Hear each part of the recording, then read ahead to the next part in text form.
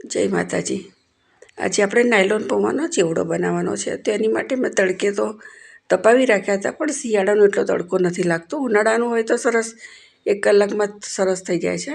એટલે હવે આપણે ગેસ ઉપર બીજી વાર શેકી લઈશું, એકદમ કડક થાય ને ત્યાં સુધી। અને આની માટે જાડું તાસરું લેજો ને તો તરત નીચે ચોંટી જશે, અને સતત હલાવતા રહેવાનું।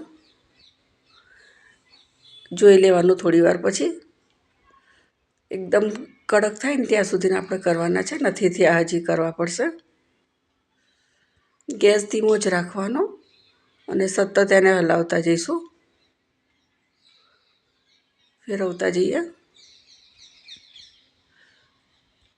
આ એકદમ ઓછા તેલમાં થઈ જાય છે, બહુ સરસ થાય છે। ઘણા લોકો આને તળીને પણ કરતા હોય છે, પણ આપણે 2 ચમચી તેલમાં જ કરવાનો છે। તો તેલની અંદર આપણે પહેલાં જે આપણે એની અંદર નાખવાનું છે એ બધું તળી લઈએ। તો સૌથી પહેલાં સિંગદાણા નાખ્યા છે, એને થતાં થોડી વાર લાગે છે, એટલે સિંગદાણા પહેલાં તળી લઈએ આપણે।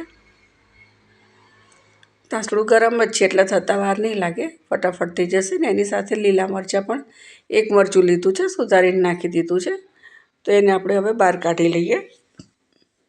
તીખું વધારે જમતા હોય તો 2-3 મરચાં લેવાના, જે તીખા આવે એ। મેં મોરા મરચાં જ લીધા છે, કેમ કે હજી આપણે લાલ મરચું પણ નાખવાનું છે ને એટલે। તો એની અંદર બીજા થોડા ડાળિયા નાખી દઈએ। સિંગ અને ડાળિયા શેકેલા હોય તો આટલી બધી વાર નહીં રાખવાના, તરત જ લઈ લેવાના। દ્રાક્ષ કરી લીધી, હવે બદામના ટુકડા કરી લઈશું, એને પણ થોડીક વાર સાતળી લઈએ। એકદમ લાલ નથી થવાના, પણ થોડાક સાતળવાના છે। હવે બીજું ચોખ્ખું તેલ લઈ લઈએ, પેલું કાઢી નાખ્યું। તાસડું ગરમ છે એટલે વાર નહીં લાગે થતાં। તો રાઈ અને જીરું નાખી દઈએ, લીમડાના પાન અને લીલા ધાણા પણ નાખવાના, એનાથી ટેસ્ટ બહુ સરસ આવે છે। હવે આમાં બધો મસાલો નાખી દઈશું, હળદર, મરચું, મીઠું, શેકેલા જીરાનો પાવડર, અથવા ના હોય તો ધાણા જીરું પણ હોય તો શેકેલા જીરાનો પાવડર જ નાખવાનો, એ વધારે સારો લાગશે। ધાણા જીરું નાખવું હોય તોય નાખી શકાય। થોડીક વાર શેકી લઈએ મસાલો। મેં ધાણા જીરું નાખ્યું છે, મારો પાવડર ખલાસ થઈ ગયો હતો એટલે છેલ્લે તલ નાખી દીધા।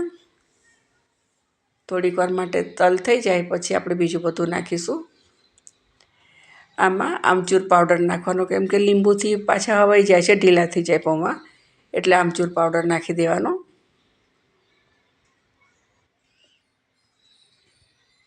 થોડોક જ નાખવાનો, કેમ કે એ થોડો ખાટો આવતો હોય છે એટલે, અને છેલ્લે મીઠું નાખી દેવાનું। બધું મિક્સ કરી લઈએ ને હવે આપણે જે તળીને તૈયાર કરીને રાખ્યું છે એ બધું જ નાખી દઈએ।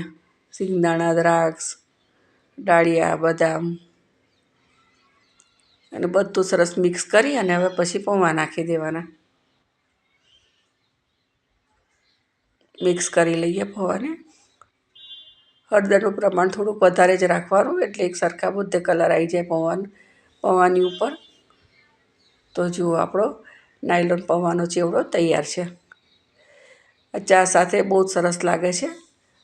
અને ઉપર ખાંડ આપણે નાખવાની, થોડો ઠંડો થઈ જાય ને પછી નાખવાની ખાંડ। તો ખાટો મીઠો બહુ સરસ લાગે છે, તો એકવાર ચોક્કસથી બનાવજો। બધા બનાવતા હોય છે પણ રીત અલગ હોય છે, તો આ રીતથી એક વખત તમે બનાવજો। અને વિડીયો સારો લાગ્યો હોય તો લાઇક, શેર ને કમેન્ટ કરજો। નવા હોય તો સબસ્ક્રાઈબ કરજો। તો મારો વિડીયો કેવો લાગ્યો મને ચોક્કસથી તમે કમેન્ટમાં કહેજો। તો આપણે નાયલોન પૌવાનો ચેવડો તૈયાર છે। મળીએ બીજા વિડીયોમાં। જય માતાજી।